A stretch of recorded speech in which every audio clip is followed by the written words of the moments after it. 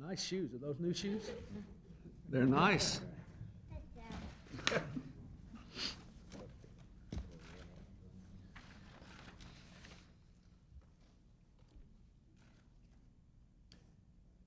Throughout our history, American presidents have used the power of the veto to protect our values as a country. In that spirit today, I am acting to protect the values that bind us together in our national community.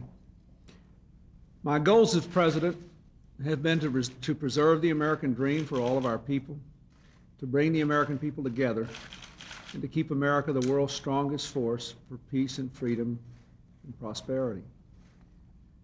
In pursuit of that strategy, I have sought to grow the economy, to shrink the government but leave it strong enough to do the job, and most important, to elevate mainstream values that all Americans share: opportunity and responsibility, work and family, and bringing our community together so that we can be stronger.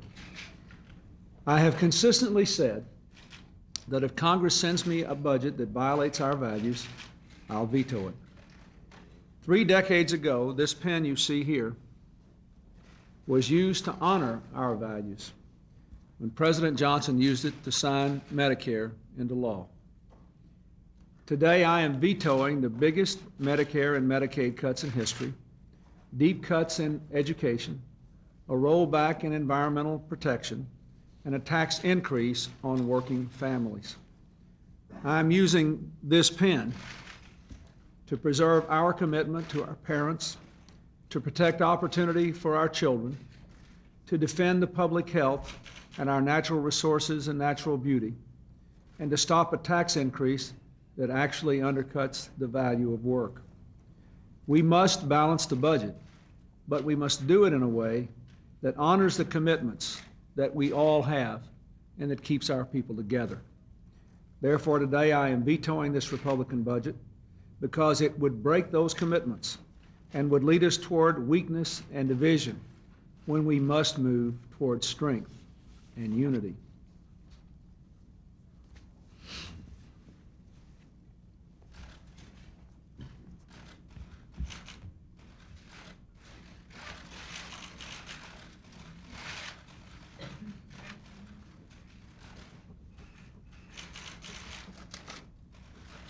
Can you bring me some more ink, boys?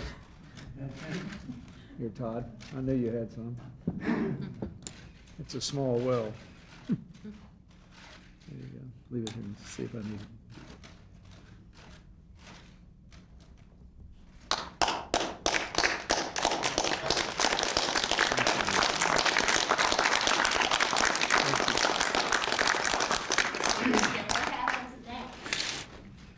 I'm about to say.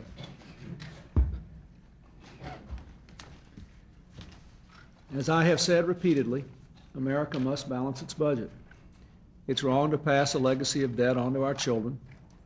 Our long-term growth depends on it.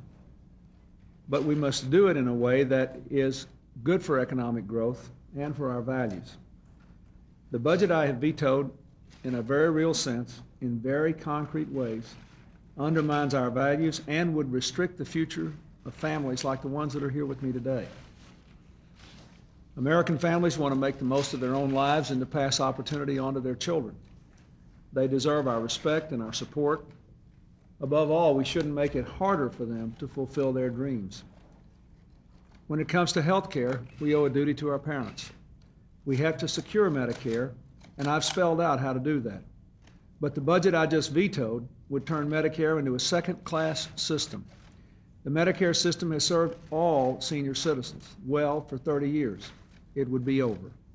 This budget would end Medicaid's guarantee that no senior citizen and no American in need would be denied medical care, including poor children and children with disabilities. It would deny care for hundreds of thousands of pregnant women and disabled children. It would repeal standards that ensure quality for nursing homes. Education means opportunity, and opportunity is the key to the American dream. But this budget cuts education by $30 billion, even in this high technology age when education is more important than ever before. It would essentially end the direct student loan program. It would deny college scholarships to 360,000 deserving students. It would deny preschool opportunities to 180,000 children in the Head Start program.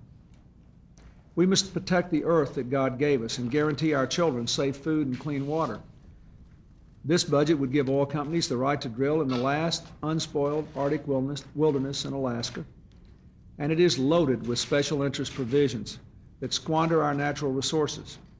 Already, short-term budget cuts have forced us to pull back enforcement of clean air, clean water, even inspections of toxic waste sites in our neighborhoods. People who work hard and save for retirement ought to be able to retire with dignity.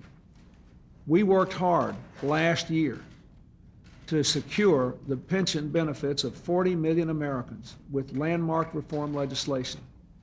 This bill would give companies the green light to raid pension funds and put those retirements at risk again. Americans know we have to reform the broken welfare system, but cutting child care that helps mothers move from welfare to work, cutting help for abused and disabled children, cutting school lunch, that's not welfare reform. Real welfare reform should be tough on work and tough on responsibility, but not tough on children or tough on parents who are responsible and who want to work. We shouldn't lose this historic chance to end welfare as we know it by using the words welfare reform as just another cover to violate our values. No one who works hard should be taxed into poverty. In 1993, we nearly doubled the earned income tax credit so that we could say, if you work 40 hours a week, you've got children in the home, you won't be taxed into poverty. The tax system will help lift you out of poverty.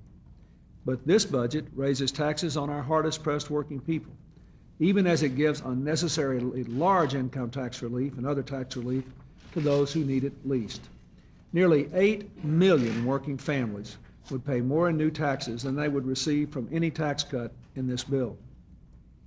Beyond our principles, let me just say this budget is bad for the economy.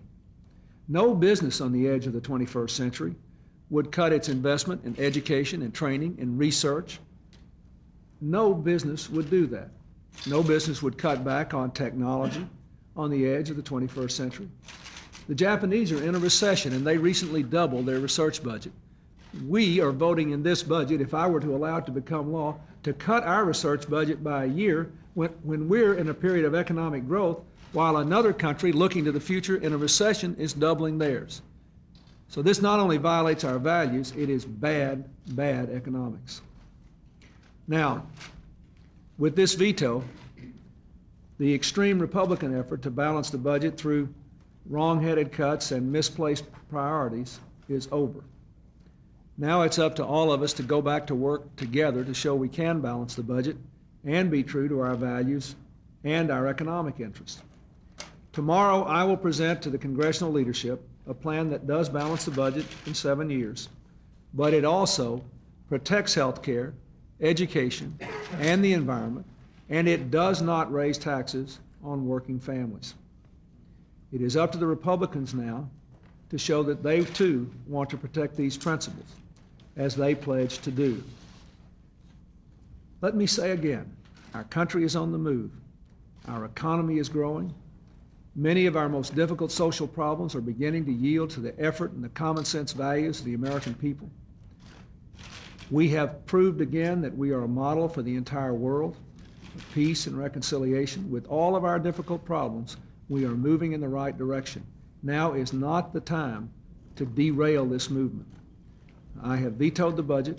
Now the question is, will we get together and balance the budget in a way that is consistent with our values? It's time to finish the job of balancing the budget and do it in the right way.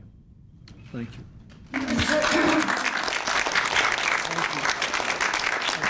President, if you're going to protect Medicare and Medicaid, where are you going to find the cuts? Thank you. Tune in tomorrow. Thank you. Lights, please. What has changed? Thank you. Thank you. This way, guys. Mr. President, with all the problems and differences that you've spelled out, is there any hope of really coming up with a compromise? Oh, bless you. Thank you. You guys are ready. Did we get pictures of everybody? No, sir, we'll have to wait, we'll have the pool clear when we're shot. Okay, cool. Thank you for coming.